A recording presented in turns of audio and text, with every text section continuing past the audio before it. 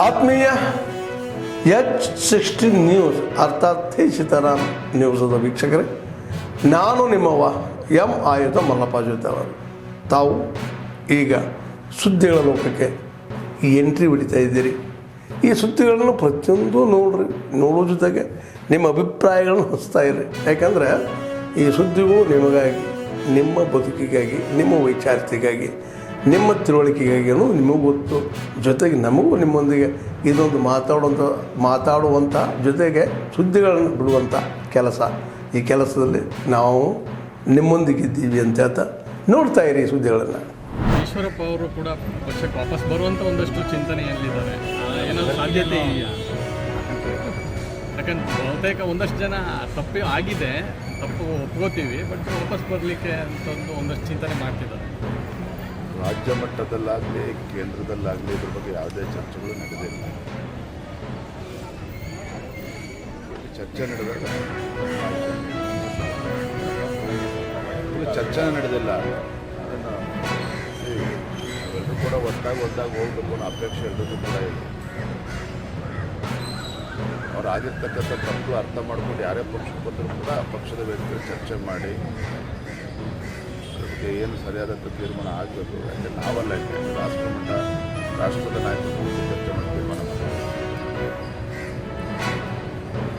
ಎಲ್ಲರೂ ಚರ್ಚೆ ಮಾಡ್ತೀವಿ. ಸದ್ಯಕ್ಕಂತೂ ನಮ್ಮದು ಆ ವಿಚಾರ ಇಲ್ಲ. ಚೆನ್ನಾಗಿರಲಿಕ್ಕೆ ಸಾಧ್ಯವಾಗುತ್ತೆ. ಹಾಗಾಗಿ ಈ ದಿಕ್ಕಲ್ಲಿ ಇಡೀ ವಿಶ್ವಕ್ಕೆ ನಮ್ಮ ಸಾಫ್ಟ್ ಪವರ್ ಭಾರತದ ಒಂದು ಒಳ್ಳೆ ಪದ್ಧತಿ ಅಭ್ಯಾಸಗಳನ್ನು ಸನಾತನವಾಗಿ ಬಂದಿರುವಂಥ ಈ ಅಭ್ಯಾಸವನ್ನು ಇಡೀ ವಿಶ್ವಕ್ಕೆ ಕೊಡಲಿಕ್ಕೆ ನಮ್ಮೆಲ್ಲರ ನೆಚ್ಚಿನ ಪ್ರಧಾನಮಂತ್ರಿ ಫೌಂಡೇಶನ್ ಸಂಸ್ಥೆ ವತಿಯಿಂದ ಇದೆಲ್ಲವೂ ಒಪ್ಪಿ ಇಡೀ ವಿಶ್ವದಲ್ಲಿ ಇವತ್ತು ಅಂತಾರಾಷ್ಟ್ರೀಯ ದಿನವಾಗಿ ಆಚರಿಸುವಂಥ ಈ ಸಂದರ್ಭ ನಿಜಕ್ಕೂ ನಮ್ಮೆಲ್ಲರಿಗೂ ಹೆಮ್ಮೆಯ ದಿನ.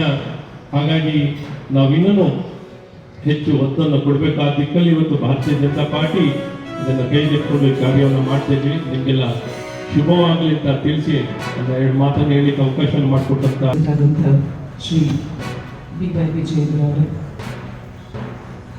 ಅಶ್ವಥ್ ನಾರಾಯಣ ಅವರೇ, ಯೋಗ ಗುರುಗಳಾದ ರಾಘವೇಂದ್ರ ಪೈ ಅವರೇ ಹಾಗೂ ಕರ್ನಾಟಕ ರಾಜ್ಯದ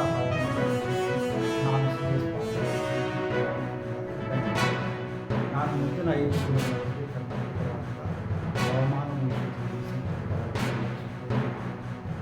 ಕರಾವಳಿ ಜಿಲ್ಲೆಗಳಲ್ಲಿ ವ್ಯಾಪಕವಾಗಿ ಉತ್ತರ ಹಾಗೂ ದಕ್ಷಿಣ ಒಳನಾಡಿನ ಕೆಲವು ಕಡೆ ಮಾತ್ರ ನೀಡಲಾಗಿದೆ. ಪ್ರಮುಖವಾಗಿ ಕೊಟ್ಟಿಯಾರ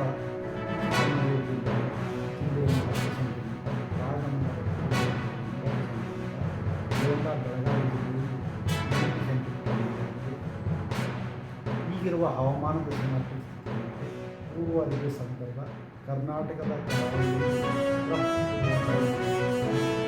ಕರಾವಳಿ ಜಿಲ್ಲೆಯಲ್ಲಿ ಜೂನ್ 18-22 ವ್ಯಾಪಕವಾಗಿ ನೀಡಲಾಗಿದೆ. ಉತ್ತರ ಹಾಗೂ ದಕ್ಷಿಣ ಒಳನಾಡಿನಲ್ಲಿ ಜೂನ್ 18-22 ಕೆಲವು ಕಡೆ ಮಾತ್ರ ಮಳೆಯಾಗಿ ಹೆಚ್ಚಿನ ಸಾಧ್ಯತೆ. ಉತ್ತರ ಕನ್ನಡ, ಉಡುಪಿ, ದಕ್ಷಿಣ ಕನ್ನಡ, ಶಿವಮೊಗ್ಗ ಭಾರೀ ಮಳೆಯಾಗಿದೆ. ಜೂನ್ 18ರಂದು ಈ ಜಿಲ್ಲೆಗಳಲ್ಲಿ ಕೊಡಲಾಗಿದೆ. ಬೆಂಗಳೂರಿನಲ್ಲಿ ಜೂನ್ 18 ಹಾಗೂ 19ರಂದು ಕೆಲವು ಕಡೆ ಹಗುರವಾಗಿ ಹೆಚ್ಚಿನ ಸಾಧ್ಯತೆ ಇದೆ.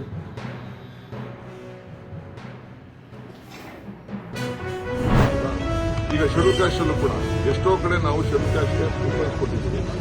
ಎಲ್ಲ ಹೆಚ್ಚು ಕಮ್ಮಿ 90% ಶೆಡ್ಯೂಲ್ ಕಾಸ್ಟ್ ಕ್ಲೋಸ್ ಆಗಿದೆ. ಹೊಸದಾಗಿರೋರೆಲ್ಲ ಫೌಂಡೇಶನ್ ಹಾಕೋಬೇಕು. ಅವರು ನಾವು ಫೌಂಡೇಶನ್ ಹಾಕಿದಾಗ ಮಾತ್ರ ನಾವು ಕೊಡೋಕ್ಕೆ ಸಾಧ್ಯ. ಫೌಂಡೇಶನ್ ಇಲ್ಲದೆ ನಾವು ಹಂಗೆ ದುಡ್ಡು ಕೊಡೋಕ್ಕಾಗಲ್ಲ. ಆ ದೃಷ್ಟಿಯಿಂದ ನಮ್ಮ ಇವರು ಹೌಸಿಂಗ್ ಮಿನಿಸ್ಟ್ರು ಇದನ್ನು ಉಪಯೋಗ ಮಾಡ್ಕೊಳ್ಬೇಕು ಅಂತೇಳಿ ಅರ್ಬನ್ಗೆ ಶಿಫ್ಟ್ ಮಾಡಿದ್ದಾರೆ. ಅಷ್ಟು ಬಿಟ್ಟರೆ ಬೇರೆ ಏನು ನಾವು ಬದಲಾವಣೆ ಮಾಡಿಲ್ಲ. ಏನು ಅವ್ರಿಗೇನೋ 10% ಕೊಡಬೇಕು ಅಂತ ಇದ್ದೀವಿ, 10% ಇಲ್ಲಿಗೆ ಶಿಫ್ಟ್ ಆಗ್ತದೆ, ನಗರಕ್ಕೆ ಶಿಫ್ಟ್ ಆಗ್ತದೆ. ಸೊ ಅದರಿಂದ ನಾನೆಲ್ಲ ಕ್ಯಾಬಿನೆಟ್ ರೋಡ್ನ ನಾನೇ ಬಹಳ ಖುದ್ದಾಗಿ ಪರಿಶೀಲನೆ ಮಾಡಿ ನಾನು ನೋಡಿದ್ದೀನಿ. ವಿ ಆರ್ ನಾಟ್ ಚೇಂಜಿಂಗ್ ಅದನ್ನು ಅವರು. ಆತ್ಮೀಯರೇ, ಎಲ್ಲ ಸುದ್ದಿಗಳನ್ನು ನೋಡಿದ್ರಲ್ಲ, ಏನು ಅನಿಸ್ತು ನಿಮಗೆ? ಇದರಲ್ಲೇ ನಿಮ್ಗೆ ಲೈಕ್ ಆಗಿರ್ಬೋದು, ಡಿಸ್ಲೈಕು ಆಗಿರ್ಬೋದು, ಕಾಮೆಂಟ್ ಬೇಡಪ್ಪ ಅಂತೂ ಅನಿಸಿರ್ಬೋದು, ಕಾಮೆಂಟ್ ಮಾಡಬೇಕಪ್ಪ ಅನಿಸಿರ್ಬೋದು. ಶೇರ್ ಮಾಡಬಾರ್ದಪ್ಪ ಅನಿಸಿರ್ಬೋದು, ಅದು ಮಾಡಬೇಕು ಅನಿಸಿರ್ಬೋದು. ಏನಾದರೂ ಆಗಲಿ ಶೇರ್ ಮಾಡ್ತಾಯಿರಿ, ಈ ನ್ಯೂಸ್ಗಳನ್ನ ಹಂಚ್ತಾ ಇರಿ, ಜೊತೆಗೆ ಇದಕ್ಕೆ ಸಬ್ಸ್ಕ್ರೈಬ್ ಆಗ್ತಾಯಿರಿ ಅಂತ ಹೇಳ್ತಾ H16 ನ್ಯೂಸ್ ಅರ್ಥಾತ್ ಹೇ ಸೀತಾರಾಮ್, ಇದು ಸತ್ಯದ ಕೈಗನ್ನಡಿ. ವಂದನೆಗಳು.